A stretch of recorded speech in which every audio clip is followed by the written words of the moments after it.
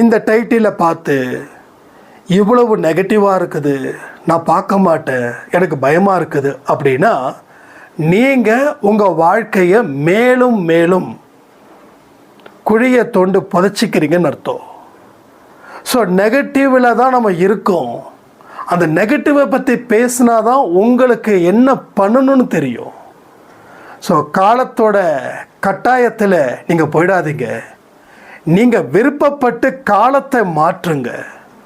உங்கள் வாழ்க்கையில் நீங்கள் என்னெல்லாம் கேட்குறீங்களோ அது எல்லாமே தடையாக இருக்கிறதுக்கு காரணமே உங்களுடைய செயல்தான். நீங்கள் மாறாத வரைக்கும் எதுவும் மாறாது. ஆனால் மனசை அழைப்பாய விட்டுட்டிங்கன்னா கடைசி வரைக்கும் நீங்கள் நினைச்ச காரியம் எதுவுமே நடக்காது. செல்வமும் போயிடும், புகழும் போயிடும், பெருமையும் போயிடும், பேரும் போயிடும், எல்லாம் போயிடும். எல்லாமே போய் நடுத்தெருவில் நிற்கணுமா? இல்லை எல்லாரும் நம்மளை அண்ணாந்து பார்க்குற அளவுக்கு நாம் ஒரு வாழ்க்கையை வாழணுமா? முதல்ல இந்த மாதிரி மனுஷங்க கிட்ட விலகி நில்லுங்க. இவங்கெல்லாம் விஷம். இவங்கெல்லாம் எண்ணங்களை மோசமாக உங்ககிட்ட உதிச்சாங்கன்னா அதை நீங்கள் சாப்பிட்றீங்கன்னு அர்த்தம். நீங்களும் அவங்கள மாதிரி மாறுறீங்கன்னு அர்த்தம். சொன்னால் புரியாது. முழு பதிவை கேட்டால் தான் உங்கள் வாழ்க்கையில் என்னையா நடந்துகிட்ருக்குது, இனி என்ன தான் நம்ம மாறணும், நம்ம மாறினா தான் இந்த வாழ்க்கையே மாற்ற முடியுமா? சாயப்பா ஏதாவது ஒரு இடத்துல பெரிய ட்விஸ்ட்டை இந்த பதிவில் வைப்பார். அந்த ட்விஸ்ட்டு உங்கள் நல்லதுக்கு தான். ஸோ துன்பத்துக்கு பின்னாடி ஒரு பெரிய பொக்கிஷம் இருக்குது அப்படின்னு நான் சொன்னால் மட்டும் போதுமா? அதை நீங்கள் தெரிஞ்சுக்க வேண்டாமா? அப்போ அந்த முழு பதிவை கேட்டால் தானே. ஆனால் கேட்காமலே என் வாழ்க்கையில் எல்லாம் நடக்கணுன்னா சத்தியமாக சொல்கிறேன், எதுவுமே நடக்காது. நீங்கள் என்ன பண்ணணும்னு உங்களுக்கு போதிய அறிவு ஆன்மீகத்தில் கலந்தால் மட்டும்தான் எவ்வளவு பெரிய துன்பமாக இருந்தாலும் அதை தாண்டி ஒரு பெரிய வெற்றியை நம்ம பெற முடியும். இல்லைன்னா அதோ கதிதான். ஸோ முயற்சி செய்வதற்காகவும் உழைத்து முன்னேறுவதற்காகவும் கடவுளுடைய ஆசீர்வாதத்தை பெறுவதற்காகவும் தான் இந்த ஆடியோ உருவாக்கப்பட்டுள்ளது.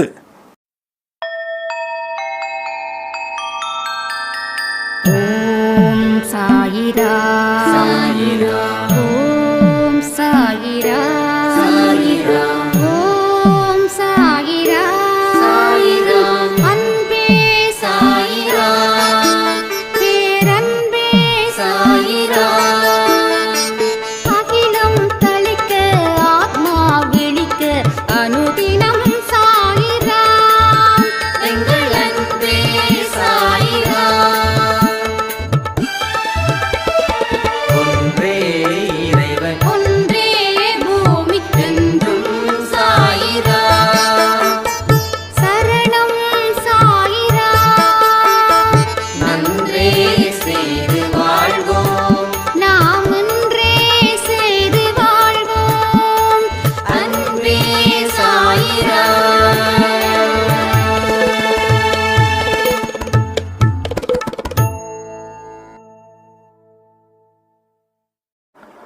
சாய்ராம்.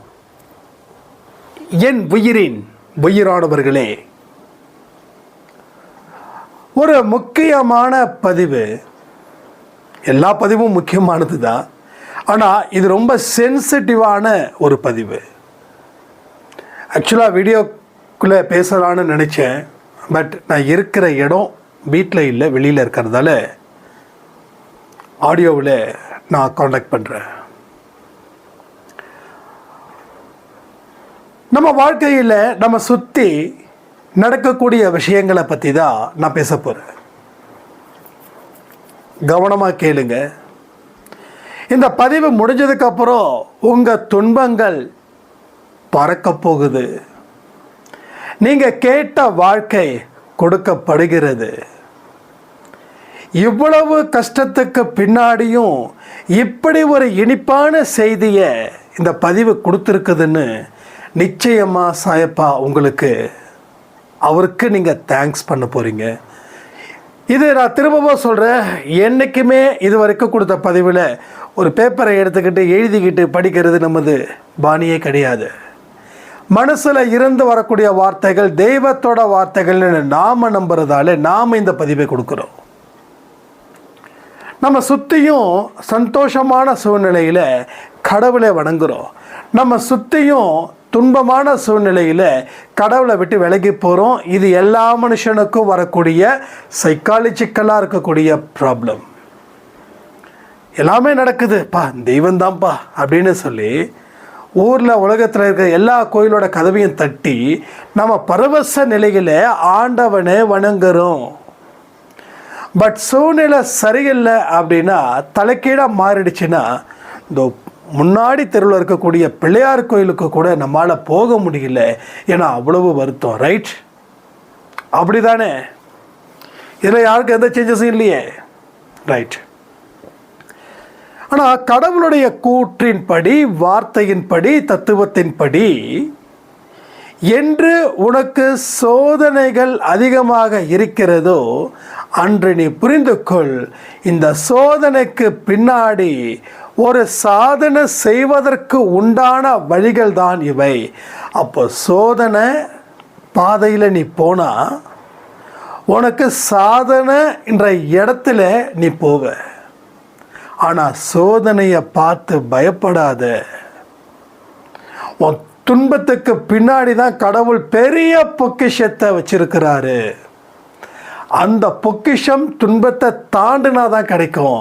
துன்பத்தை பார்த்து பயந்து நின்று ஒடுங்கி அஞ்சு நின்னா டெஃபினட்டாக இங்கே எதுவுமே கிடைக்காது. உன் வாழ்க்கையை நீ தான் முடிவு பண்ணுறிய தவிர வேற யாரும் முடிவு பண்ணலை.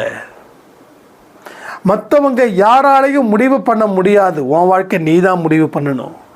மற்றவங்க உன் வாழ்க்கையை முடிவு பண்ணுறாங்கன்னா நீ அந்த அளவுக்கு மதிப்பில்லாதவனா திகழ்ந்து கொண்டு இருக்கிறதால, என் வாழ்க்கையை நான் கண்ட்ரோல் பண்ணணும், என் வாழ்க்கையை இன்னொருத்தன் கண்ட்ரோல் பண்ணால் நான் எப்படி வளர்ச்சி அடைய முடியும், நான் எப்படி சுதந்திரத்தை அடைய முடியும்? ஸோ மற்றவங்க ஒரு சஜஷன் சொல்கிறது ஓகே, ஆனால் மற்றவன் எவனும் என் வாழ்க்கையை முடிவு பண்ணக்கூடாதுன்னு நீங்கள் முடிவெடுக்கணுன்னா அந்த முடிவுக்கு பின்னாடி கடவுள் நிற்கணுன்றதையும் முடிவு பண்ணிக்கோங்க. எனக்கு கடவுளும் வேண்டாம் மனிதனும் வேண்டாம் அப்படின்னா உங்களை மிருகம் வேட்டையாடும். மிருகத்தின் வழியில் இருக்கக்கூடிய மனிதன் வேட்டையாடுவான். மிருகங்கள் கூட குணம் இருக்குது, இரக்கம் இருக்குது. ஆனால் மனிதனுக்கோ குணமும் இல்லை, இரக்கமும் இல்லை. சரி, அது தனி சப்ஜெக்ட். அப்போ சோதனைக்கு பின்னாடி வரக்கூடிய சாதனை வேண்டுமா வேண்டாமா உங்களுக்கு? கண்டிப்பாக நான் சாதனை செய்யணும் அப்படின்னா வரக்கூடிய பிரச்சனைகள் எதுவாக இருந்தாலும் அதை ஏற்றுக்கொண்டு அந்த வழியில் நட. நீ அந்த பாதையை விளக்காத. என்ன ஆகிட போகுது? ஒன்றே ஒன்றுங்க, நல்லா புரிஞ்சுக்கோங்க. இவர் இல்லாமல், அவர் இல்லாமல், இந்த தொழில் இல்லாமல், இந்த வருமானம் இல்லாமல், அந்த வேலை இல்லாமல், இந்த முதலாளி இல்லாமல், சொந்தம் இல்லாமல், பந்தம் இல்லாமல் வாழ முடியாதுன்னு யார் சொன்னா? நம்ம எங்கேருந்து வந்தோம்? தனியாக தானே வந்தோம். சரி, எப்படி போவோம்? தனியாக தானே போவோம். பாரத ராஜான்னு சொல்லி ஒரு பெரிய இயக்குனர், அவர் தனியாக தானே வந்தார். வரும்போதே எழுதிட்டாங்களா, இவங்க அம்மா, இவங்க அப்பா, இவங்க தம்பி, இவங்க அண்ணன், நீ சினிமா துறையில் எத்தனை சாதனை பண்ணுவேன்னு. தனியாக வந்தார், தனியாக நின்னார், தனியாக போராடினார், ஜெயிச்சார். இன்னைக்கு அவரை பற்றி நம்ம எல்லாரும் பேசுகிறோம். ஏன் பேசுகிறோம்? அவர் செயல் அப்படி. அப்போ அவருக்கு பிரச்சனைகளே இருக்காதா? சொல்லுங்க, பிரச்சனையே இருக்காதா? எல்லா மனுஷனுக்கும் என்ன பிரச்சனை இருக்குதோ அது இருந்துச்சு அவருக்கும். ஆனால் எல்லா மனுஷங்களும் பார்த்து பயந்து ஓடுனாங்க. அவர் சவாலாக எடுத்துக்கிட்டார். என்ன ஆகிட போகுது? ஜெயிக்கலாம், நிற்கலாம் அப்படின்னு. ஸோ அந்த மாதிரி தான் எல்லா மனுஷனுக்கும். அன்னைக்கு பண்ண அத்தனை ஒரு 25 படமோ 30 படமோ பண்ணாங்க. இன்னைக்கு வரைக்கும் அந்த 30 படம், அது கிட்டத்தட்ட 2000 தான் பண்ணாருன்னு நினைக்கிறேன், சரி தெரியல. பட் அந்த அன்னைக்கு கொடுத்த வெற்றி இன்று வரை பேசப்படுகிறது. எவ்வளவு கூட்டம், எவ்வளவு முக்கியமானவர்கள் அவங்க சாவுக்கு அஞ்சலி பண்ண வந்தாங்க, அஞ்சலி செலுத்த வந்தாங்க. அப்போ துணிஞ்சு நின்னதால அவருக்கு டக்கு டக்கு டக்கு டக்குன்னு எல்லா கதவும் ஓப்பன் ஆகல, எல்லா கதவும் சாத்தி இருந்தது. இளையராஜா, பாரதி ராஜா இவங்களுக்கெல்லாம் எல்லா கதவும் சாத்தி இருந்தது. எல்லா கதவும் போனவனே திறக்கல, 4 பேர் இல்லை திறக்கிறதுக்கு. ஒரு கதவையும் திறக்கப்படாத பாடுபட்டார்கள். அப்போ அந்த இடத்துல இதுக்கு மேலே திறக்காது, நம்ம சும்மா என்னமோ ஒரு விஷயத்தை வச்சு நடந்துடலாம் அப்படின்னு பண்ணல. இல்லை, சாதிக்கணும் சாதிக்கணும் சாதிக்கணும், அந்த வெறி, உழைப்பு, முயற்சி. அப்போ உங்கள் துன்பத்தை பார்த்து பயப்படல, மாறா அந்த துன்பத்தை ஒரு வாய்ப்பாக பயன்படுத்திக்கிட்டாங்க. அந்த பயன்படுத்துறதால அவர்கள் மிக சுலபமாக வெற்றி அடைந்தார்கள். நம்ம ஊரு கதை, உலகத்து கதை, அந்த கதை, இந்த கதை, எல்லா கதையும் பேசுகிறோம். ஆனால் நம்ம கதையை நம்ம யோசிக்கவே இல்லை. நம்ம கதை எப்படி முடிய போகுது, அடுத்தவங்க கதை இப்படி முடியும்னு சொல்கிறோம். ஆனால் உன் கதை எப்படி முடிய போகுதுன்னு என்னைக்காவது எப்பயாவது நீ யோசிச்சிருக்கியா, சிந்திச்சிருக்கியா? நீ சிந்திக்கலை. நீ அடுத்தவனை பற்றியே சிந்திக்கிற. அடுத்தவனை வச்சு கம்பேர் பண்ணி என் வாழ்க்கை போயிடுச்சேன்னு சொல்லி நீ ஃபீல் பண்ணுற. முட்டாளாகவே இருந்தா எப்படி ஜெயிக்க முடியும்? முட்டாளுங்களுக்கு உலகம் இல்லை, அறிவாளிகளுக்கு உலகம். ஆனால் யாரும் முட்டாளா இல்லை, யாரும் முட்டாளா இல்லை. அதனால் முட்டாள்னு சொல்லுங்க, யாரும் கவலைப்பட வேண்டியதில்லை. உங்களை சொல்லலை, பேசுகிற என்னையும் சொல்லலை. ஆனால் நம்ம ஏன் தோக்குறோம்? எதுக்காக தோக்குறோம்? கர்மாவா, விதியா? யார் சொன்னாங்களோ அவங்க கிட்டேருந்து விலகி நில்லுங்க. துஷ்டனை கண்டால் தூர விலகுன்னு சொன்னது ஒரு இது மாதிரி. இந்த மாதிரி இந்த மூட நம்பிக்கை, விதி, அது இது கண்ணீரால் தான் எழுதப்பட்டிருக்கிறது. எங்கேயாவது டைலாக் சொன்னால் ஷட்டம்னு சொல்லி நீங்கள் பாடி வெளில வந்துடுங்க. உள்ளே எடுத்துக்க வேண்டாம். எப்படி உடல் ஆரோக்கியத்துக்கு சாப்பாடு எடுக்கிறோமோ அதே போல் மனசு ஆரோக்கியத்துக்கு இந்த எண்ணங்கள் தான் சாப்பாடாக போகுது. அப்போ சுற்றியும் 10 பேர் ரவுண்டு கட்டி இல்லாத கதை, இருக்கிற கதை, நடக்க போகிற கதை, சொந்த கதை, சோக கதை, சில பேர் ரொம்ப சுவாரஸ்யமாக சொல்லுவாங்க.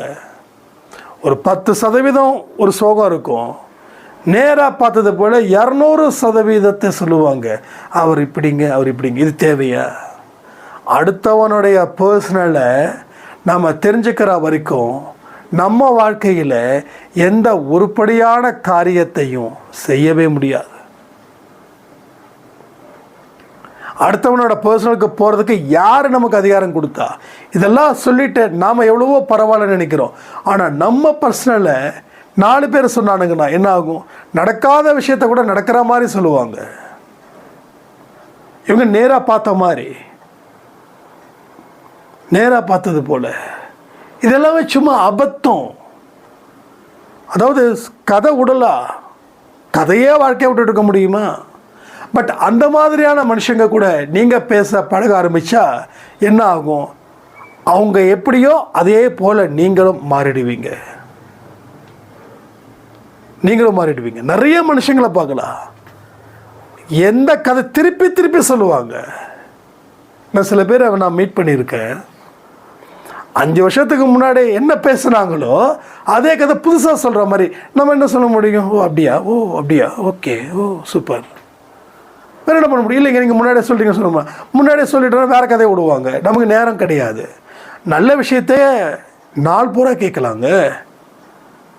ஆனால் இந்த விஷயத்த ஒரு நிமிஷம் கேட்டாலும் என் வயிறுலாம் இன்னும் கலக்கிற மாதிரி இருக்குது. சீரியஸாக சொல்கிறேன். ஏன்னா நம்ம எண்ணமும் நம்ம உடலும் சுத்தமாக்கும் போது அசுத்தமானவைகள் உள்ளே வந்தால் அது நமக்கு ரொம்ப நாற்றம் அடிக்கும். நான் என்னோடய சாப்பாடு விஷயத்தில் ரொம்ப ஸ்ட்ரிக்டாக நான் ஃபாலோ பண்ணேன். இப்போ இல்லை, இப்போ நான் மறுபடியும் இந்த 48 நாள் பயிற்சி எனக்கே ஒரு ஆப்பா வைக்கும் போல இருக்கு. ஒரு சாய்ராம் சொன்னாங்க, இப்போ தான் எல்லாம் சாப்பிட்லான்னு பார்த்தேன், மறுபடியும் 48 நாள் பயிற்சியாக போச்சு அப்படின்னாங்க. எஸ், அதான் சொல்கிறேனே, கடவுள் இருக்கிற வரைக்கும் நல்ல காரியத்தை நிச்சயமாக செய்ய வச்சுக்கிட்டே இருப்பார், கெட்ட காரியத்தை டெஃபினட்டாக செய்ய வைக்கவே மாட்டார். அதுதான் சாய்ப்பா. புரியுதா? அப்போது கண்டதை நம்ம சாப்பிடும்போது நம்ம உடம்பு எதை வேணாலும் ஏற்றுக்குது. ஆனால் நல்லவைகளை மட்டும் ஒரு ஸ்டேஜில் நான் உடம்பை குறைக்கணும், ஒர்க் அவுட் பண்ணது, ஜிம்மு, கொஞ்சம் பாடி பில்டர் ஆகணும், இந்த மாதிரியான சில விஷயத்தெல்லாம் நம்ம பிளான் பண்ணி அதற்கு தகுந்தது போல் அதிகமாக சாப்பிடக்கூடாது. ஸோ நிறைய சிக்கன் சாப்பிடணும், ப்ரோட்டீன் என்ன கிடைக்குதோ அது சாப்பிடணும், கீரை சாப்பிடணும், வேக வச்ச காய்கறி வெஜிடபிள் சேலட் சாப்பிடணும், ஃப்ரூட்ஸ் எடுக்கணும், தோசை மாவு கூடாது, சப்பாத்தி, கீரை, இது மாதிரி டோட்டலாக ஹைஜீனிக் ஃபுட்டாக போச்சு 2016 or 17. ஒரு 6 மாதம் அதை கண்டினியூ பண்ணேன். அதுக்கப்புறம் திடீர்னு தோசை சாப்பிடும் போல் இருந்தது, அப்படியே நெஞ்செல்லாம் எரிச்சல். ஏன்னா என் உடம்பு அதுக்கு பழகிடுச்சு. அப்போ புளிச்ச மாவு உடம்புக்கு ஆகாது. இம்மீடியட்டாக எனக்கு ப்ராப்ளம் ஆச்சு. அப்போது நம்ம நல்லதை செய்யும்போது, அதில் பழகும்போது, ஒரு கெட்டது நம்மளை தேடி வந்துடுச்சுன்னா அது நம்மளை ஏற்றுக்க முடியாது. நான் சொல்கிறது ஃபுட்டை பற்றி சொல்கிறேன். அதே போல் நம்ம எண்ணங்களும், யாராவது இந்த புலம்பல் நான் அப்படியே செய்ய சொல்லலை, நீங்கள் தப்பாக நினச்சிக்கக்கூடாது. ஏன்னா நீங்கள் உங்கள் கதையை சொன்னால் தான் நான் அதுக்கு தகுந்தது போல் ஆடியோ கொடுக்க முடியும். உங்களை சொல்லலை, பொதுவாக அன்பே சாய் குடும்பத்தில் இல்லாத சில சொந்தம் நண்பர்கள் அவங்களாம் இருப்பாங்க இல்லையா, அவங்களாம் ரிப்பீட்டடாக இதே தான். அதாவது 2 வருஷத்துக்கு முன்னாடி எந்த அவங்களுடைய சோக கதையை சொல்கிறாங்களோ, இல்லை அவங்க சம்மந்தப்பட்ட ஒரு சோக கதையை சொல்கிறாங்களோ, அதே சோக கதையை ஆணி அடித்தது போல் அப்படியே இறக்குவாங்க. அப்போது இதை நம்மக்கிட்ட மட்டும் சொல்லலை, சொல்லிக்கிட்டே இருப்பாங்க. ஒருவேளை ஆள் யாரும் கிடைக்கலன்னா தனக்குள்ளே பேசிப்பாங்க. சீரியஸாக நான் இதை சும்மா ஒரு பேச்சுக்காக சொல்லலை, சீரியஸாக. ஏன்னா அவங்களுக்கு ஒரு விஷயத்தை ரிப்பீட் பண்ணிக்கிட்டே இருக்கணும். இதுதான் மனநோயாக மாறுது. 70-80 வயசானவங்க எல்லாம் பார்த்திங்கன்னா தனியாக பேசுவாங்க. ஏன்னா அவங்களுடைய லைஃப் இந்த நேரத்தில் மாறல, இதுக்கு முன்னாடியே அப்படி பேசி கடைசியில் யாரும் இல்லை அப்படின்னு இருக்கும்போது அவங்க தனியாக பேசிப்பாங்க. இல்லை டிவியில் இருக்கக்கூடிய விஷயத்தை பற்றி ஏதாவது அந்த கேரக்டரை பற்றி ரொம்ப கேவலமாக அசிங்கமாக பேசுவாங்க. ஸோ இதை நம்ம ஆரம்பத்திலே தடுத்திருந்தால் இந்த பிரச்சனை வந்திருக்காது. 70-80க்கு மேலேயும் எந்த ஒரு மனுஷன் அமைதியான முறையில் எதுக்கும் பதட்டப்படாமல் இருக்கிறாங்களோ அவங்க வாழ்க்கை செமையாக வாழ்ந்திருக்காங்கன்னு அர்த்தம். பட் 70க்கு மேலே 80க்கு மேலே எது வந்தாலும் ஒரு பதட்டம், என்ன ஆகும் ஏதாகும் அப்படின்னு நம்ம அந்த ஃப்ளோவில் போகும்போது எல்லா விஷயமும் நமக்கு எதிராக இருக்கிற மாதிரியே இருக்கும். அதன் மூலமாக ஒரு பெரிய பயம் இருக்கும். எதுவுமே நடக்காது, ஆனால் நடந்துட்டா என்ன ஆகுமோ தெரியலையே, ஏதாகுமோ தெரியலையே, அந்த லெவலில் அவங்க திங்க் பண்ணுவாங்க. ஸோ அதனால தான் சொல்கிறேன், நாம் தயாராகலைன்னா, நம்ம மனசை நாம் கண்ட்ரோல் பண்ணலைன்னா, நாம் இது மட்டும் இல்லை இன்னமும் நிறைய இழப்போம். சொல்லும் போதே உங்களுக்கு பயமாக இருக்கும், அதுக்காக சொல்லாமல் இருக்க முடியுமா? ஒரு ஹாஸ்பிட்டல் போகிறீங்க, டாக்டர் ஸ்கேன் பார்க்குறாங்க, நீங்கள் சும்மா ஒரு சாதாரண ஒரு வயிற்று வலி சொல்கிறீங்க. இப்போ டாக்டர் ஸ்கேன் பார்க்குறாங்க, ரொம்ப கிட்டத்தட்ட அது கேன்சர் மாதிரி வந்துடுச்சு. இப்போ டாக்டர் இல்லை சொன்னால் ஃபீல் பண்ணுவாங்க அப்படின்னு சொல்லி சாதாரண வயிற்று வலி தான், காலையிலையும் நைட்டும் 2-3 மாத்திரை போட்டு விட்டமின் டேப்லெட் எழுதி கொடுத்துட்டா அது உங்களை சந்தோஷப்படுத்தலாம். நாளைக்கு உங்களுக்கு ஏதாவது பிரச்சனை வந்துருச்சுன்னா ஹாஸ்பிட்டலில் போய் நீங்கள் கலட்டா பண்ண மாட்டிங்களா? அப்போ டாக்டர் இல்லைங்க உங்களுக்கு கேன்சருங்க சொன்னால் நீங்கள் ஃபீல் பண்ணுவீங்க, அதனால தான் நான் சொல்லலைன்னா என்ன பண்ணுவீங்க? டாக்டர் பைத்தியக்காரனா இல்லையா அந்த இடத்துல? அப்போ உண்மையை சொல்லிட்டா பிரச்சனை இல்லை, எஸ் ஏற்றுக்கிறது கஷ்டம்தான். அதுக்காக சொல்லாமல் விட்டால் அது ஆபத்தில் போய் சேர்ந்துடும். அதனால தான் நான் சொல்கிறேன், மேலும் மேலும் மேலும் மேலும் நீ நிம்மதியை, செல்வத்தை, பெயரை, புகழை இழப்பாய். நாங்கள் ஒரு அன்பே சாய் பாசிட்டிவாக வச்சுக்கிட்டு இப்படி அசிங்கமாக நெகட்டிவாக பேசுகிறீங்களே, உண்மையை சொன்னால் அது நெகட்டிவ்னா நான் என்ன பண்ணுறது? உண்மையை சொல்கிறோம், எஸ் நெகட்டிவ் தான், எனக்கு தெரியாதா? பாசிட்டிவ் நெகட்டிவ் பிரித்து மேயிறவன் நான், எனக்கு தெரியாதா? இப்போ பேசுகிறவனுக்கு தெரியாதா? இப்போ இது நான் பாசிட்டிவா? கல்லுக்குள்ளே ஈரம் இருக்கிறது போல் நெகட்டிவில் ஒரு பாசிட்டிவ் இருக்காதா? என்னங்க இது? அப்போது உங்களுக்கு இனிக்க இனிக்க பேசி உங்கள் வாழ்க்கையை ஏமாத்துறதுக்காக அன்பே சார் ஆடியோ கொடுக்கல. எது உண்மையோ அதை போட்டு உடைக்கிறோம். அது ஏற்றுக்கிறது கஷ்டம். அதுக்காக நீங்கள் தமிழில் பார்த்துட்டு ஓகே வேண்டாம் ஏதோ பேசுகிறாரு, எஸ் இப்படி தான் நம்ம பண்ணிகிட்ருக்கோம். உடலுக்கு நான் ஓப்பனாக சொல்கிறேன், ஒரு ரொம்ப க்ளோஸ் சர்க்கிள், அவருக்கு ஏகப்பட்ட பிரச்சனை இருக்குது. நான் தெளிவாக சொல்லுவேன், எங்கே கொஞ்சம் பாருங்கள், பாடி ஹெல்த் செக்கப் பண்ணுங்கள், இதெல்லாம் வந்து ரொம்ப இஷ்யூ ஆகிடும். ஒரு அரௌண்ட் 30க்குள்ளே தான் இருக்கும், 30க்குள்ளே தான் இருக்கும். போய் பாருங்கள். நம்ம டீலரு அவர் வந்து ரொம்ப குண்டாக இருப்பார். அடிக்கடி சொல்ல ரொம்ப மூச்சு வாங்குதுங்க, அது ஆகுதுங்க, இது ஆகுதுங்க. அப்புறம் நான் ஏதோ வந்து சுகர் பிபி சேனலுங்க அதெல்லாம் செக் பண்ண பயமாக இருக்குதுங்க. ஏங்க அப்படின்னா, ஆமாங்க ஏதோ செக் பண்ணி டாக்டர் அது இருக்குது இது இருக்குதுன்னு சொன்னாங்கன்னா அப்புறம் பொழப்பு எப்படிங்க பார்க்குறதுன்னு. இப்போ உங்களுக்கு புரியுதா என்ன லாஜிக்கில் பேசுகிறாங்கன்னு? பொழப்பை யார் பார்க்கறதுன்னு இவங்க ஹாஸ்பிட்டல் போலையா? சரி ஹாஸ்பிட்டல் போகிறோன்னா மாத்திரை மருந்து சாப்பிடாமல் இருந்தால் ப்ராப்ளம் சால்வ் ஆகிடுமா? பொழப்பை பார்க்கணும், என் குடும்பம் இருக்குதுன்னா முதல்ல ஆரோக்கியத்தில் கவனத்தை வைக்கணும். ஆரோக்கியம் சரியில்லைன்னா முன்னாடி செக் பண்ணிக்கிறது நல்லது, என்ன தான் பிரச்சனை இருக்குது. அதுக்கப்புறம் மாத்திரை எடுக்கிறையோ இல்லை மாத்திரை எடுக்கலையோ இல்லை ஹோமியோபதியோ இல்லை சித்தாவோ இல்லை பாட்டி வைத்தியமோ இல்லை தாத்தா வைத்தியமோ அது அப்படி யுவர் சாய்ஸ். பட் என்ன நடக்குது உடம்புக்குள்ளே? ஏதோ நடக்குது. ஒரு 30 இயர்ஸ்க்குள்ள மூச்சு வாங்குது, தசு புஸ்ன்னு அடிக்கடி தலை வலிக்குது, தலை சுற்றுது, எஸ் என்னமோ இருக்குது. ஒன்றுமே இல்லைன்னா ஓகே மைண்ட் அளவில் சேஞ்ச் ஆகணும். பட் ஏதோ ஒன்று இருக்குதுன்னா உடல் அளவில் அதுக்கு தேவையான ட்ரீட்மெண்ட் கொடுத்தா தானே தப்பிக்க முடியும். நாம் அப்படி தான் பண்ணுறோம். டைட்டில் பார்க்க வேண்டியது ஐயோ பா வேண்டாம் ரொம்ப ஓவராக பேசியிருக்காரு, ஏற்கனவே எனக்கு பிரச்சனை இருக்குது. ஏங்க நிறைய பேருங்க பர்சனலாக சொல்கிறாங்க, நான் டைட்டில் கொஞ்சம் பார்த்துங்கன்னா இந்த டைட்டில் பார்த்தாவே என்னை பார்க்க முடியல. ஏங்க நீங்கள் எந்தெந்த டைட்டில் பார்க்க முடியாமல் போகிறீங்களோ அங்கெல்லாம் ஒரு பொக்கிஷம் நிறைந்திருக்கிறது, பொக்கிஷம் நிறைந்து நிற்கிறது. ஏன்னா ஒரு விஷயத்தை உண்மையை சொல்லும்போது சுடும், அது கசக்கும், அது ஏற்றுக்க முடியாது. நான் சொன்ன மாதிரி இந்த ஹாஸ்பிட்டலில் இருக்கிற மாதிரி இப்போ ஒன்றும் இல்லை, அவர் போன உடனே பிபி ரைஸ் ஆகிடுச்சு, பிபிக்கு மாத்திரை கொடுத்துருக்காரு. ஒருவேளை போகலை அப்படின்னா என்ன ஆகும்? பிபி ரைஸ் ஆகி ஹார்ட் அட்டாக் வருமா வந்துருக்காதா? 30 இயர்ஸ் நல்லா புரிஞ்சுக்கோங்க, 30 இயர்ஸ் கல்யாணம் ஆகிடுச்சு, 2 குழந்தைங்க, லவ் மேரேஜ், 22ல் கல்யாணம் பண்ணியிருக்காங்க, பொண்ணுக்கு 18 வயசு. அவங்க ஃபேமிலி பற்றி அடிக்கடி அவர் சொல்லுவார். அவர் இந்த இது ஓட்டுறாரு, இந்த ஸ்விக்கி மாதிரி இது சம்திங் ஆன்லைன் டெலிவரி.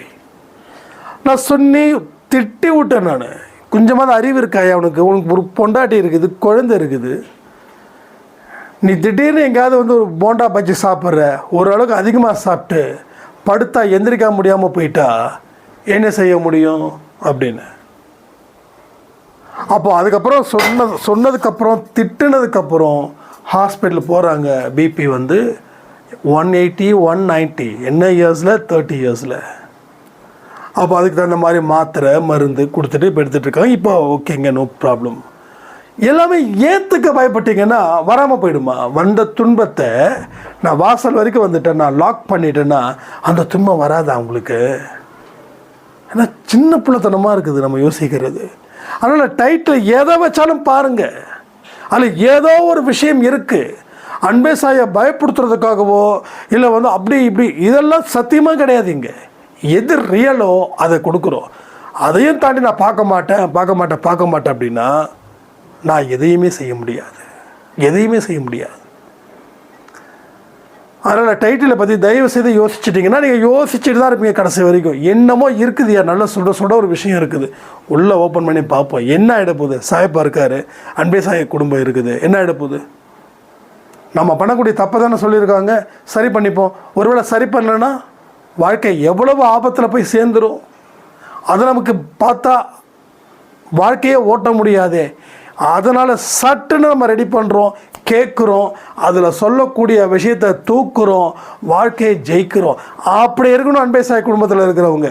அதை விட்டுட்டு உட்காந்துக்கிட்டு மூக்கை சிந்திக்கிட்டு அழுதுகிட்டு என் புருஷன் சரியில்லை, என் பொண்டாட்டி சரி, எல்லாம் சரியாகுங்க. நீங்கள் சரியாகுங்க. ரைட், நீங்கள் சரியாகுங்க. நீங்கள் பாசிட்டிவ் அப்ரோச்சிங்கில் கொண்டு போங்க. நீங்கள் நெகட்டிவில் தான் வந்திருக்கீங்க, பாசிட்டிவாக மாறுங்க. நீங்கள் மாறினா எல்லா பையனும் மாறுவான். இது சத்தியமான உண்மை. இது அடித்து சொல்கிறேன், இதில் எந்த சந்தேகமும் வேண்டாம். நீங்கள் மாறினா உங்கள் சுற்றி இருக்கிற அத்தனை மனுஷங்களும் 100க்கு 100 மாறுவாங்க. ஒரு பாசிட்டிவ் வைப் கொடுங்க.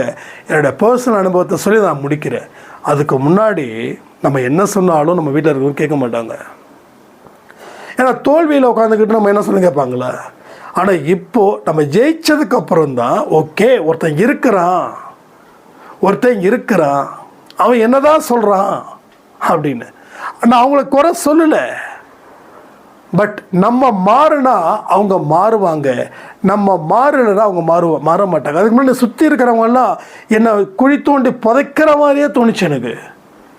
ஆனால் இப்போது நான் மாறினதுக்கப்புறம் என்னை சுற்றி இருக்கிறவங்கெல்லாம் என்னை வந்து பாதுகாப்பாக பார்த்துக்கிறது போல் ஒரு ஃபீல். எப்படி மாறுச்சு? அவங்க மாறல, நான் மாறினேன். ஓகே, அவங்க இப்படி மாறிட்டு தான் நான் நினச்சேன். அப்போ நான் மாறாமல் இருந்ததால் அவங்களும் அப்படி தான் நினச்சேன். நான் மாறினேன். இன்றைக்கி வாழ்க்கை சந்தோஷம், அன்பு, இரக்கம், கருணை, அதை தான் நீ வாழ்க்கையில் பயன்படுத்தணும். அதுதான் உன்னுடைய பாதுகாப்பு அணிகலன்கள்.